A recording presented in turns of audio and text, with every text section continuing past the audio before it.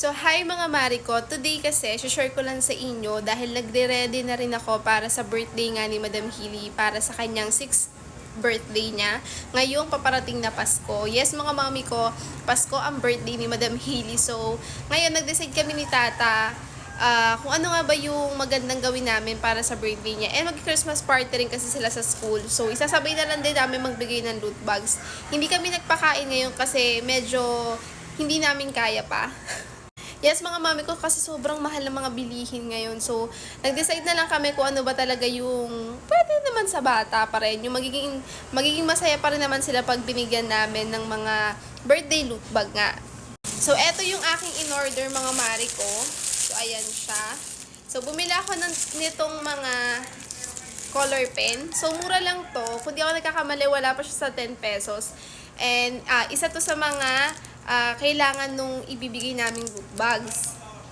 Tapos mga share ko din sa inyo, every time na merong birthday si Madam Hilly, pag dumadaan kada taon, talagang maaga pa lang nagre-ready na ako, bumibili na talaga ako. Hanggang sa't makakaya ko lang, paunti-unti lang guys, kasi nga, hindi ko kaya ng biglaan, lalo na stay at home mama ko, umaasa lang din ako sa pag-a-affiliate ko. And alam niyo naman dito sa pag-a-affiliate mga mare ko, hindi naman ganun kalaki yung kinikita mo, lalo na kung hindi ka naman sikat and kung hindi nagba-viral yung video mo.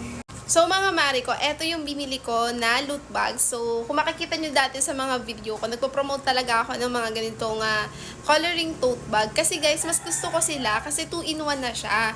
Pwede mo na ditong ilagay yung mga candies, yung iba pang gift for kids. And sabi ko nga sa inyo, eto nga yan, magagamit siyang pang kulay dito. Bali, isang design lang siya guys and 30 pieces na siya. And nakakatuwa lang guys kasi binigyan ako ng pasobra ni seller ng 4 pieces. So, malaking bagay na yun for me. So, ayun, thank you kay seller kasi meron siyang pasobrang 4 na piraso. Lakas makaribis ko. So, isang design lang siya guys and natutuwa din kasi ako. Mas prepared ko kasi mga mari ko yung isang design lang para yung kids maiwasan yung, hala, mas gusto ko yung gantong design. Hala, mas gusto ko yan. So, isang design na lang, lahat kayo dyan ay mag-color ng Santa. So, mura lang to guys, 30 pieces na siya. And wala pa ata siya sa 140 o 130 pababa pa doon. So, mura talaga siya guys. Mas nakakamura ako dito. And sabi ko nga sa inyo, itong coloring tote bag na to, pwede kasing gamitin to ng mga bagets. Halimbawa, sa school, pwede nilang paglagyan ng lunchbox nila. So, pwede nilang gawin tong lunch bag. Ayan. So, magagamit pa nila yan. Dito mo ilalagay yung mga ganyan. 'Di ba? So, 2-in-1 na siya. Kasi naisip ko din guys, kung bibili pa ako nung loot bag na plastic, baka itapon lang nila, 'di ba? Hindi nila magagamit. Ito kasi guys, magagamit nila 'yan.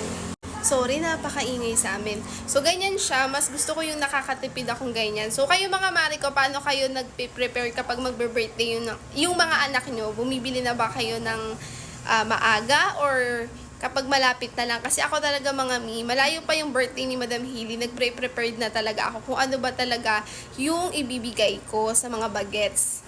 So kami ngayon, hindi kami masyadong gagastos for Madam Hilly's birthday kasi nga, ayun, medyo alam niyo naman ang hirap ng buhay ngayon guys. And ako, tsaka si Madam Hilly, kami ay mga PWD.